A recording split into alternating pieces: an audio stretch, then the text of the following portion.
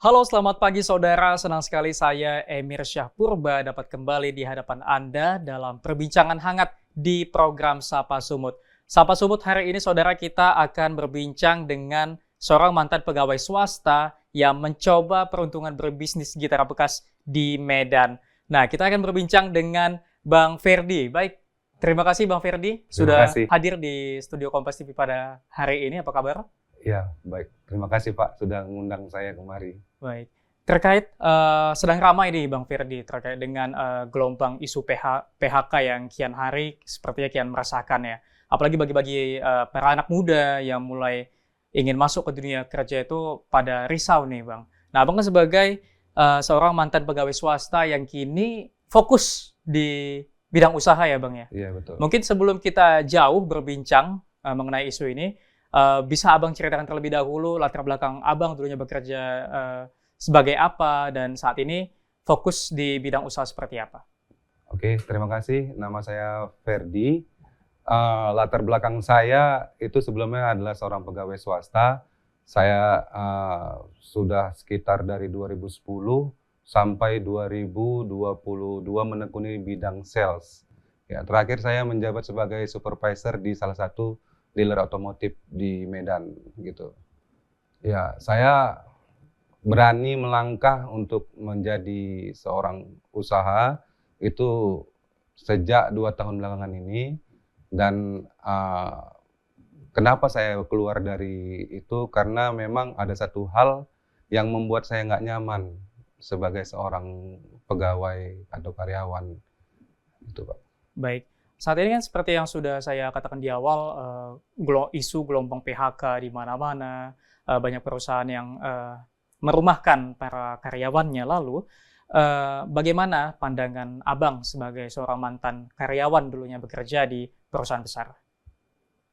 Pandangan saya menilai untuk sekarang ini ya, memang sekarang lagi gencar-gencarnya kayak lagi viral tuh hashtag keluar negeri dulu atau apa gitu ya. Kabur Nah, aja dulu. kabur aja dulu karena memang untuk upah minimum yang ada di Indonesia ini sangat memprihatinkan dengan adanya syarat yang kalau dibilang nggak masuk akal untuk masuk dunia Terlalu kerja. muluk Bang ya, Terlalu untuk muluk. pendapatan yang tidak sesuai. Tidak sesuai, ya. Bisa lihat sendiri, orang mau nyari kerja deh susah karena syaratnya itu harus tamatan S1 lah, S2 lah, harus bisa menaklukkan gelombang api, gelombang air seperti itulah kan. Itulah seperti gambarannya bahwasanya di Indonesia ini nggak sesuai yang namanya syaratan dengan yang namanya penghasilan gitu. Baik, jadi menurut Abang itu salah satu masalah Masalah yang karena ada di Indonesia ya? ya karena memang yang namanya inflasi terus menerus dengan biaya yang mungkin makin lama makin memberatkan masyarakat ya.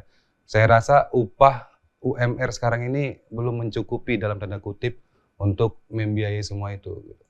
Baik, dalam artian pengeluaran makin besar, sementara Pemasukan pemasukan yang kita dapat itu tidak sesuai tidak dengan apa sesuai. yang sudah kita korbankan. Baik, lalu menurut Abang seperti apa standar upah yang layak itu sendiri? Sebagai contoh, kita kita hubungkan dengan pekerjaan Abang yang dulu. Kalau standarisasi ini kan sekarang kan tergantung dari penilaian tamatan terakhirnya ya kalau sekarang ya. Kalau untuk tamatan SMA sendiri sekarang UMR menetapkan di angka 2450 atau 2.500.000 per bulan. Kalau tamat S1 mungkin di atas 3 jutaan gitu kan. Saya rasa itu nggak sesuai lah sama kebutuhan yang kita alami saat ini ya. Kalau menurut saya untuk standarisasi di Indonesia ini masih terlalu kecil dibanding negara-negara lain ya. Untuk penghasilannya juga sangat memprihatinkan. Saya rasa untuk tamatan SMA itu penghasilan yang sesuai itu UMR-nya itu sekitar di angka 3,5 sampai 4 juta per bulan. Itu yang sesuai. Gitu. Tamatan S1 itu sekitar 5 jutaan ke atas. Itu saya rasa cukup, belum melebihin gitu lah, masih cukup gitu. Tapi kalau untuk saat ini saya rasa itu sangat kurang sekali. Baik, dulu Abang pernah menjadi pekerja juga salah satu di perusahaan yang bisa dikatakan besar ya Bang ya.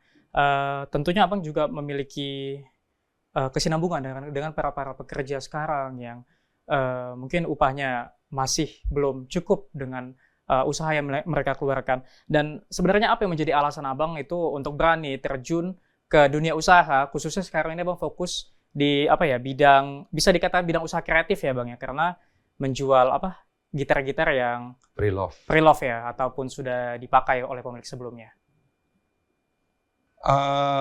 Sebenarnya kalau saya kan berkecimpung di dunia sales saat itu. Kalau penghasilan di sales itu lumayan, berbeda dengan teman-teman kita yang mungkin buruh pabrik ataupun pekerja-pekerja biasa ya. Kalau sales itu kan penghasilannya ada gaji pokoknya UMR, ditambah lagi penghasilan penjualan gitu Sesuai kan, targetnya ya Bang sesuai ya? target. Nah, Baik. yang bikin kita nggak nyaman tuh di dunia sales cuma satu, tekanan. Kanan. Tekanan. Karena Jadi, ada target yang harus dipenuhi Bang ya? iya, target yang harus dipenuhi. Kita kalau udah tanggal 10 itu udah mulai was-was itu. Wah, ini belum ada jualan gimana. Nah, kalau di dunia sales itu penghasilan masih lumayan. Cuman itu tadi yang buat saya nggak betah itu tekanan gitu. Tekanan di dalam itu yang buat saya nggak betah dan nggak nyaman di situ. Tapi itu pun udah saya lakukan sejak 2010 sampai 2023 Baik. gitu. Apa alasan Abang untuk memilih bidang usaha yang Abang tekuni sekarang itu, yaitu menjual gitar pre-love? Ya, saya kan memang dulunya kan anak band. Kenapa nggak jalankan bisnis yang kita kita minatin, Oh, kita paham, nikmatin baik. gitu. Jadi sekalian aku bersenang-senang, sekalian aku dapat uang gitu. Dan itulah ide awalnya itu gara-gara gini. Aku lihat di sosial media di Amerika itu ada orang yang jual alat musik bekas di depan rumah. Sementara di Medan, tanda kutipnya alat musik bekas itu sangat jarang dijumpai. Kenapa nggak aku buatkan toko alat musik bekas, tapi spesial second atau pre-love ya. Ternyata awalnya itu aku coba 10 unit dulu. 10 unit ternyata karena dibantu dengan media sosial, aku memang dari dulunya suka media sosial, ternyata cepat lakunya. Di situ aku mulai tertarik cari supplier yang bisa ngambil barang gitu. Itulah. Baik, tentunya dengan bantuan sosial media tadi Bang ya, untuk bisa Iya. memasarkan produk-produk Abang. Untuk gitar-gitar second yang Abang jual sendiri itu dimulai dari harga berapa sampai dengan harga berapa? Ya, 90% penjualanku tuh dari sosial media. Sosial media dan 10%-nya dari offline. Nah, untuk range harganya, aku jual di harga, ya itulah menariknya kalau kita jual barang bekas, alat musik bekas.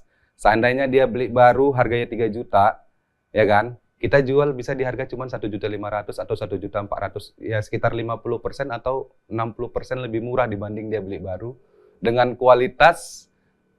kualitasnya mungkin lebih bagus. Kenapa lebih bagus? Karena yang namanya gitar itu berhubungan dengan kayu. Kayu itu makin kering, dia makin renyah suaranya, makin enak gitu kan. Nah, maka itu kalau dia beli bekas, dia dapat gitar lebih bagus suaranya dan juga harga lebih murah. Bahkan kalau dia mau jual lagi, dia nggak rugi. Oh, berarti bukan hanya menguntungkan kita sebagai penjual, tapi juga Iya. konsumen ya Bang? Konsumen. Oh, baik. Jadi harganya separuh dari harga baru. Kalau seandainya dia mau upgrade gitar ataupun dia mau jual lagi, dia bisa jual dengan harga yang sama atau bahkan dia bisa untung. Itu dia Karena keuntungan. mengingat si kayu tadi Bang ya, semakin tua usianya, Iya, maka semakin renyah atau semakin bagus. semakin bagus. Nah, lalu prediksi Abang terkait dengan usaha yang Abang jalani sekarang ini, bagaimana prospek ke depannya? Apakah ke depannya usaha seperti ini akan terus ada peminatnya atau bagaimana Bang? Ya, kalau musik itu tidak akan pernah mati. Dia akan terus ada gitu karena musik itu bisa diturunkan atau diwariskan juga. Contohnya saya ke anak saya mewariskan musik ke dia. Nah, saya yakin yang namanya musik ini ke depannya akan semakin bagus. Karena saya yakin walaupun di era gempuran sekarang ini yang namanya apa Gen Z segala macam lah ya kan. Nah, tapi tetap mereka suka musik juga. Sampai sekarang musik masih diminati. Selama musik masih diminati, artinya market musik itu masih ada, penjualan gitar masih ada, gitu. Makanya nggak akan pernah mati. Dan insya Allah kedepannya akan berkembang terus, gitu. Baik, selain menjual gitar second, alat musik seperti apa lagi yang Abang jual dan bagaimana cara Abang bisa mendapatkan barang tersebut? Mengingat mencari barang second itu kan bukan hal yang mudah ya. Untung-untungan bahkan terkadang untuk melihat kondisinya, harganya kadang tidak sesuai. Mungkin seperti apa Abang untuk mengatasi hal tersebut? Kalau untuk bar unit, memang kendalanya di situ agak susah nyarinya. Cuman saya dibantu teman-teman juga yang sampai saat ini masih nge-supply barang ke saya. Saya jarang dapat barang dari Medan, saya kebanyakan dari luar kota. Teman-teman saya, karena kan saya dulunya pengalaman ngebandnya tuh di Jawa. Jadi banyak teman-teman di Jawa yang sampai sekarang masih main jual beli. Jadi mereka tuh masih setiap minggu kirim barang ke saya, supply barang gitu. Tapi mereka tahu kayak mana saya, jadi mereka nggak akan kirim barang jelek ke saya. Kalaupun ternyata barang sampai di saya jelek, itu saya bisa balikin ke mereka. Gitu. Tapi ya mereka tuh masih menjaga kepercayaan sampai sekarang. Makanya di toko saya itu beli barang second tapi rasa baru. Baik. Iya, saya Abang bisa menjamin hal tersebut ya? Bisa menjamin karena kalau orang di luaran sana beli barang second yang senarnya bekarat lah, yang wiringnya berantakan, yang potensio mati, pickup mati, itu dijual apa adanya. Kalau dengan saya tidak, dengan saya jual kondisinya semua berfungsi dengan baik, bahkan saya kasih gratis setting. Oke, baik. Lalu bagaimana Abang mulai dulunya memulai usaha ini, tapi tahan dulu sejenak karena kita akan memasuki commercial break berikut ini.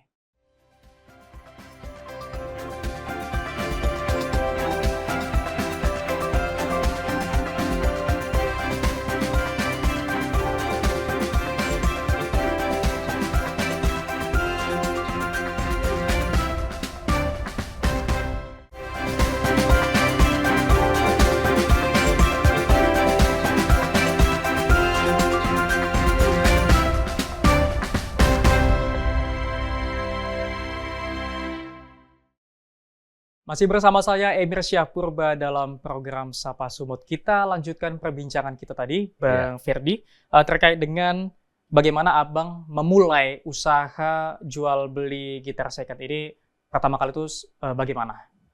Ya, awal mula saya menekuni bidang gitar second ini seperti yang saya ceritakan tadi.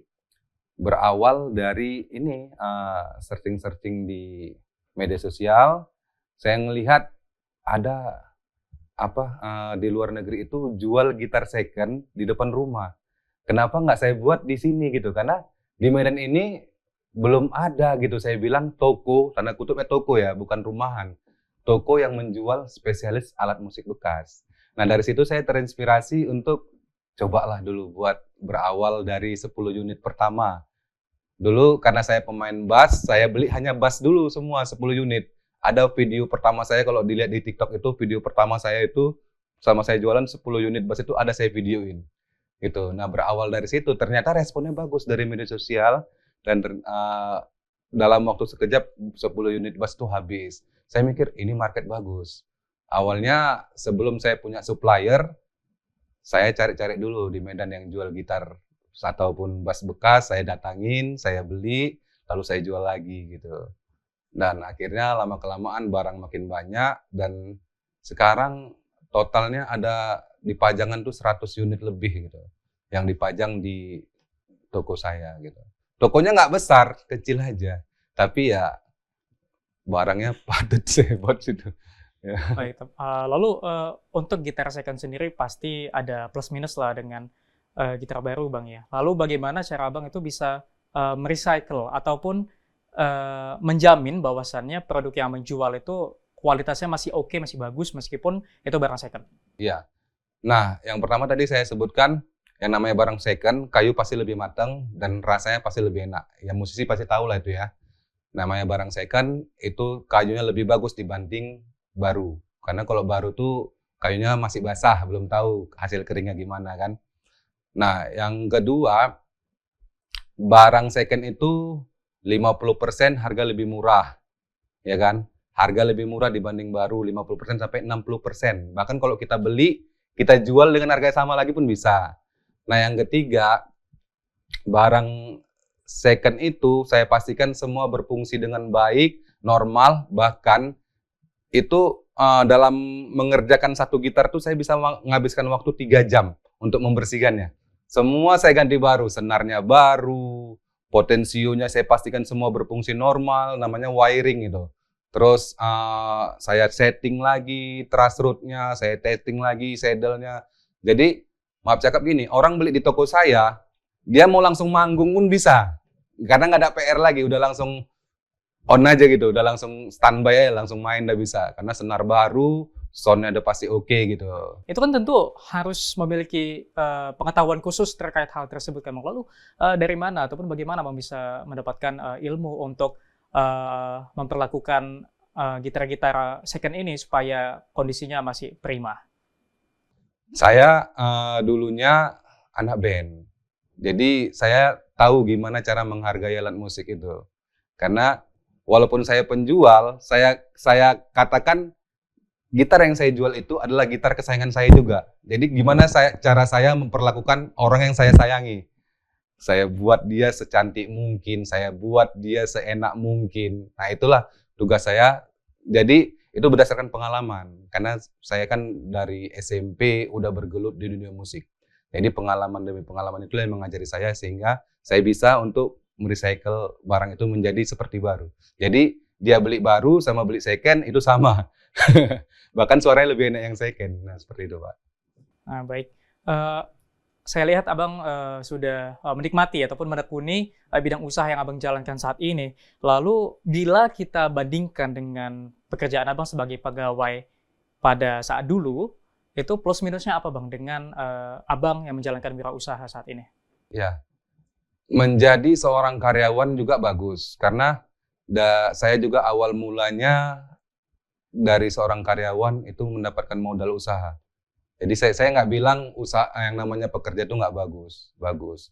Cuman ada titik jenuh kita yang membuat kita harus keluar dari situ. Nah, kalau plus minusnya yang saya rasakan menjadi seorang karyawan, saya hidupnya lebih gimana ya? Bangun pagi, saya harus bangun jam 6 pagi, ya kan? Terus kerja, bahkan yang namanya di dunia sales itu saya nggak kenal waktu. Yang keluhan di hati saya kenapa saya keluar terbesar itu cuma satu kok, Pak. Di saat saya libur, saya disuruh balik, saya diteleponi bos. Saya paling nggak suka. Ada namanya work time, ada namanya family time. Itu nggak bisa digabungin. Baik. Nggak bisa digabungin. Itulah yang membuat saya itu nggak suka, yang menjengkel. Akhirnya saya mulai berpaling ke dunia usaha. Nah, kalau di dunia usaha sekarang ini minusnya juga ada. Jangan berpikir saya usaha, saya punya kebebasan. Enggak juga. Saya seharian tuh habis waktu saya. Cuman saya nikmatin gitu. Waktu saya untuk megang gitar, ngelus gitar, apa segala macam. Itu dari pagi, buka jam 9 pagi, sampai jam 10 malam, itu saya asik megang gitar aja. Apalagi kalau barang masuk banyak, itu sampai malam tuh, Pak. Malah pekerjaan Abang yang saat ini lebih banyak menyita waktu Abang seperti itu. Ya. Tapi karena Abang menikmati ataupun menyukai profesi yang Abang jalankan sekarang ini, jadi terlihat seperti bukan tidak ada beban ya, tapi sedikit lebih bebas ya seperti itu. Karena kita nikmatin apa yang kita kerjakan sesuai dengan soul kita, sesuai dengan hati kita. Jadi itu jadi menenangkan gitu. Jadi saya cari-cari tuh gitar mana yang mau dibersihin, saya cari itu, bersihin. Dan juga satu lagi yang namanya dunia usaha, saya juga istilahnya nggak bisa sembarangan mau libur kapan aja. Karena kalau di saat saya libur, ada pembeli datang tuh kecewa. Jadi kita mengutamakan yang namanya apa juga kan, kepuasan pelanggan. Di saat saya libur, kadang-kadang Di saat saya libur itu sering tuh Pak, Bang saya udah di depan toko, itu tetap harus saya layani gitu. Baik. Secara spesifiknya selama menjalankan dunia usaha ini apa saja yang menjadi kendala ataupun tantangan yang Abang rasakan? Kendala atau tantangan itu kalau dibilang kalau di gitar second nih kendalanya itu ya cuman cari barang aja Bang. Kalau untuk menjualnya gampang barang second. Kalau nyari barangnya susah cari barangnya. Karena juga nggak mudah nyari barang. Awalnya saya nyari di Medan-Medan juga, tapi akhirnya karena memang di Medan ini kebanyakan pasarnya masih mahal, jadi saya nggak bisa ngambil di Medan, ambilnya di luar kota yang pasar gitarnya masih murah, saya jual di Medan dengan harga normal gitu. Oh, berarti menjadi tantangan justru mencari barangnya. Cari barang. Karena demand berarti selalu ada Bang ya untuk mencari gitar karena bekas ya? tiap-tiap daerah tuh beda pasar.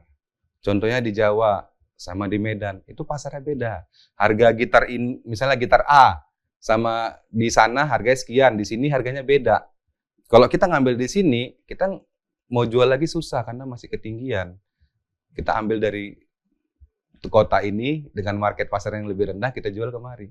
Itu yang susah nyarinya. Gitu. Saya sampai begadang itu cari barang yang sesuai harganya, yang bisa saya jual lagi gitu. Belum lagi nego-nego Bang ya? Nego-nego gitu. Penjualnya. Oke Bang, baik. Apa rencana Abang dalam waktu dekat ini ataupun rencana ke depannya? Untuk pengembangan usaha itu saya dari sekarang sudah saya lakukan. Salah satunya dengan anak saya libatkan dalam dunia musik sekarang. Mereka semua les musik. Ada tujuannya tuh Pak. Bukan hanya untuk mereka, tapi untuk usaha kita juga, usaha keluarga. Jadi ke depannya saya ingin impian saya punya toko yang lebih besar, anak saya berkecimpung di situ. Gitu. Makanya mereka saya leskan semua, les musik masing-masing. Nah, pengembangannya itu ke depannya BC Musik Medan ini akan lebih dikenal masyarakat dengan market yang lebih besar dan juga tempat yang lebih luas. Kalau sekarang memang kecil, kita kayak seperti kios aja.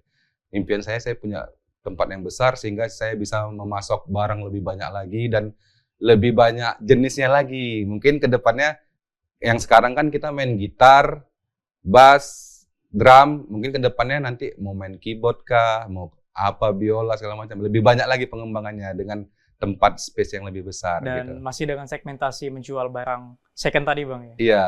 Oke, baik. Lalu saat ini berapa jumlah pegawai Abang dan apa rencana ke depan? Apakah akan membuka lapangan pekerja lebih luas lagi atau seperti apa? Untuk di PC Musik Medan sendiri itu kita belum ada pegawai. Oh, Karena bahkan belum ada pegawai? Belum ada. Itu semua saya sendiri otaknya.